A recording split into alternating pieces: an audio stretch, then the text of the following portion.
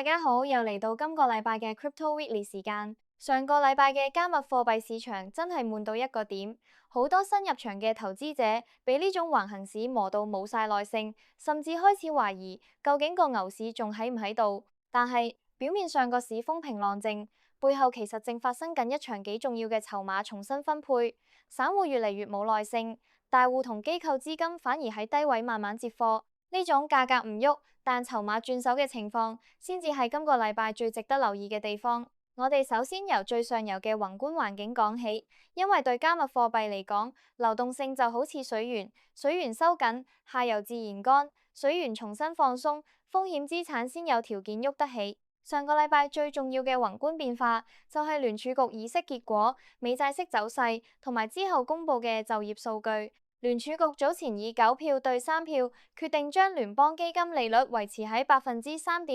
3.75%。最值得留意嘅唔係冇加息本身，而係竟然有3位官員投反對票，希望加息1/4厘。呢個係2016年9月以嚟聯儲局議息會議出現最多異議票嘅一次。換句話講，聯儲局內部對通脹風險嘅判斷分歧其實比市場表面見到嘅更加大。即使今次維持利率不變，市場都唔可以完全排除之後重新加息嘅風險。但係到咗上個禮拜五，情況突然有變。美國公布7月份就業數據，僱主意外減少咗23,000個職位，明顯差過市場原先預期。正常嚟講，就業轉弱代表經濟降溫，對企業盈利未必係好消息。但喺而家呢個市場環境入面，投資者第一時間諗嘅反而係經濟既然開始冷，聯儲局仲有幾大理由喺9月份繼續加息。所以個邏輯係就業差令加息壓力下降，加息壓力下降，市場對流動性收緊嘅憂慮就減低，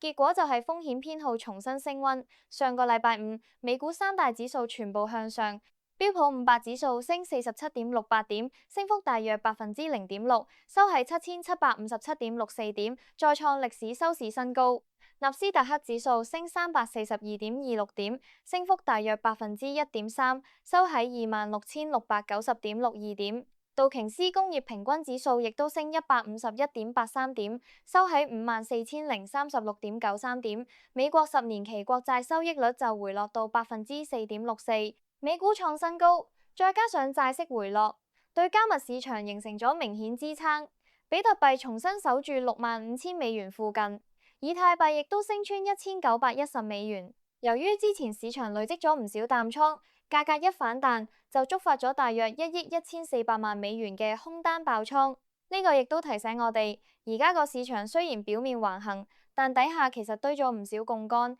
一有催化劑，波幅可以突然放大。我哋跟住睇比特幣本身。上個禮拜，比特幣雖然跟住美股反彈，但整體仍然受到明顯壓力，最後大約收喺64,913美元附近，成個星期都未能夠真正企穩65,000美元以上。點解65,000至65,500美元呢個區域咁難突破？其中一個重要原因就係上面有大量套牢盤。過去大約5個月入場嘅一批投資者，平均成本集中喺68,000至69,000美元附近。依家比特幣只係64,000幾美元，代表呢批人普遍仲蝕緊錢。每次價格一旦近佢哋成本區，就會有人諗住終於差唔多返家鄉，於是趁反彈減倉。呢啲回本盤累積埋一齊，就自然形成好厚嘅上方賣壓。技術上，比特幣嘅50個月指數移動平均線而家大約喺66,000美元附近，呢條線一直都係市場觀察大級別牛熊結構其中一條重要分界。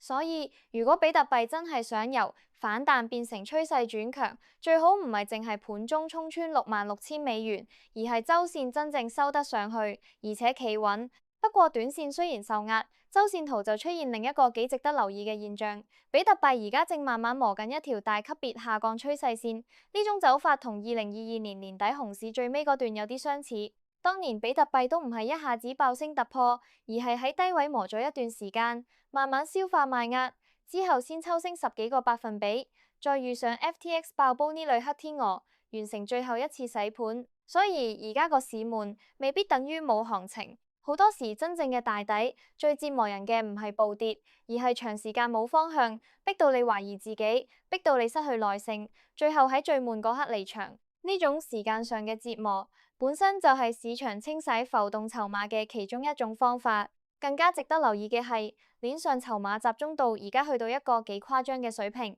現時單係63,000美元呢個價位附近，已經累積咗大約115萬枚比特幣，差唔多佔流通供應量5%。如果連62,000美元附近一齊計，兩個價位合計大約佔流通量8%。再睇闊少少，現貨價格上下5%範圍之內，籌碼集中度已經升到大約13.5%，開始逼近15%。呢個歷史上相當高嘅水平。呢個數據代表乜？簡單講就係越來越多人喺好窄嘅價格範圍入面完成咗換手。當大量人嘅成本都集中喺差唔多同一個區域，個市場就會變得好敏感。只要有一個足夠大嘅外部催化劑，原本平衡緊嘅買賣力量就可能突然失衡，之後波幅會迅速放大。歷史上都出現過類似情況。2022年年底 FanTX 爆煲之前，比特幣喺18,000至19,000美元附近，都曾經堆積咗接近流通量1成嘅籌碼。市場原本橫行得好穩定，但一有外力打破平衡，價格就會突然轉方向。而家63,000美元附近嘅籌碼越積越多，代表多空雙方已經喺度角力咗一段時間。比較正面嘅地方係現貨下方2%至20%嘅區域掛住相當厚嘅買盤，反而上面嘅靜態賣盤比之前薄咗，即係話下面仲有資金等緊接貨，而上面願意主動沽出嘅籌碼開始減少。如果之後配合宏觀利好，價格一旦突破，向上走嘅阻力有機會比之前細。再睇資金到底流去邊，鏈上數據最明顯嘅一個現象就係大戶同散戶方向完全相反。由7月29號之後，持有10枚至1萬枚比特幣嘅大戶地址，逆市累積咗超過2萬枚比特幣，按當時價格計，總值大約12億美元。但係另一邊，持有1枚以下比特幣嘅散戶，同埋部分持有100枚以下嘅中小型地址，就持續減倉。換句話講，依家個市場唔係冇人買，而係籌碼由冇耐性嘅人慢慢轉去比較有資金、有時間等嘅人手上。呢種背離未必代表價格一定即刻見底，但佢有一個幾重要嘅含義。如果大戶願意喺6萬幾美元呢個水平持續承接，而散戶沽壓逐步被消化，咁價格要再大幅跌穿6萬美元，就需要更大嘅新利淡先推得喐。現貨 ETF 上個禮拜亦都提供咗幾實在嘅買盤，4個交易日合計，現貨比特幣 ETF 錄得大約7億6360萬美元淨流入，星期一大約流入1億7010萬美元，星期二流入2億1150萬美元，星期三流入2億4440萬美元，星期四再流入大約1億3760萬美元。當中貝萊德旗下產品仍然係主要買家，星期四單日流入大約1億2830萬美元，富達就大約流入1120萬美元。呢啲 ETF 資金未必足以即刻推高比特幣，但至少代表64,000美元附近，仍然有來自傳統金融渠道嘅現貨需求承接。至於上個禮拜嘅沽壓，主要有兩個比較突發嘅來源，第一就係 Coldcard 硬件錢包安全事件。事件爆出之後，涉及大約1719枚比特幣，市場第一時間擔心會出現大規模拋售。之後亦見到長期持有人連續2日大量搬幣，每日轉移量一度超過65000枚。但之後追蹤資金流向就發現，大部分比特幣其實只係由舊錢包搬去新錢包，真正流入交易所準備出售嘅大約只有14000枚左右。所以表面上睇，好似有巨量比特幣突然喐咗。但真正變成市場賣盤嘅比例，並冇最初想象中咁大。第二個沽壓來源就係一間上市公司披露減持比特幣，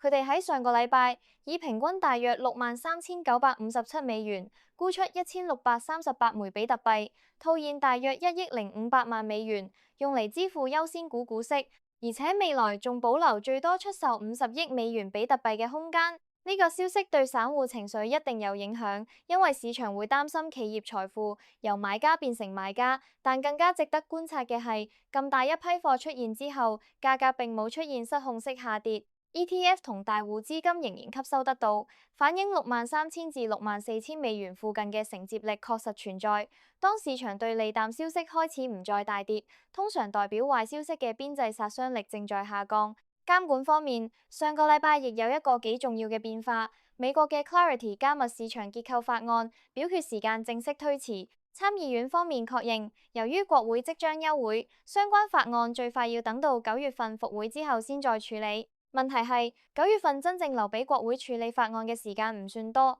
如果再拖落去，之後又遇上選舉同國會日程變化，監管改革嘅時間表就會更加不確定。所以短線嚟講，呢個絕對唔算係利好消息。但值得留意嘅係，比特幣對呢個消息反應相當平靜，甚至冇出現明顯下跌。市場對監管延遲越來越唔敏感，某程度上反映投資者已經將法案唔會即刻通過呢個風險放入價格入面。咁今個禮拜究竟點睇？我會將市場分成3種情況去理解，但唔需要大家死記劇本，重點係知道邊啲位會令市場邏輯改變。第一種就係最普通嘅情況，如果今個禮拜冇乜重大宏觀意外，比特幣好大機會繼續喺6萬美元至65500美元之間磨。下季本身成交就偏淡，加上籌碼集中度高，多空雙方都未夠力打破平衡，最合理嘅走法仍然係繼續橫行。第二種就係向上突破，今個禮拜最重要嘅催化劑之一係8月12號公布嘅7月份通脹數據。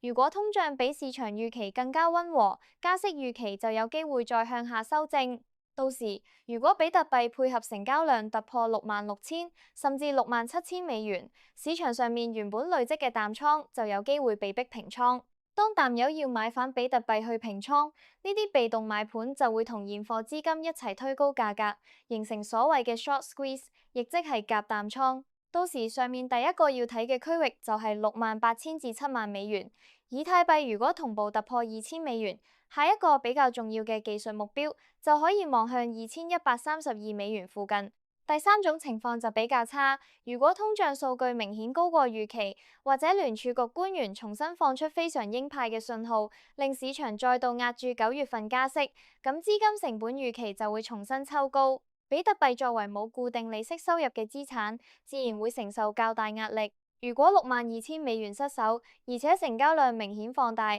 市場就可能重新測試60000美元，再差一級就要留意58000至55000美元呢個較深嘅支持區。到嗰個時候，市場討論嘅就唔再係幾時突破，而係今輪底部係咪仲需要最後一次大洗盤。所以今個星期真正要留意嘅唔係每日幾百美元嘅升升跌跌，而係幾個結構有冇改變。宏觀上睇通脹同聯儲局態度，技術上睇62000美元有冇失守，同66000至67000美元能唔能夠突破。籌碼上就睇大戶係咪繼續吸納，同散戶沽壓係咪開始收乾。歷史上好多大底，最痛苦嘅地方唔一定係價格暴跌，而係市場長時間冇反應，日日打開個 app 都係同一個價位，每個星期都有人話下星期會突破，但最後又係原地踏步。呢種沉悶會慢慢消耗投資者耐性，亦會逼走一批只想短時間賺快錢嘅人。所以而家最重要唔係日日亂做交易，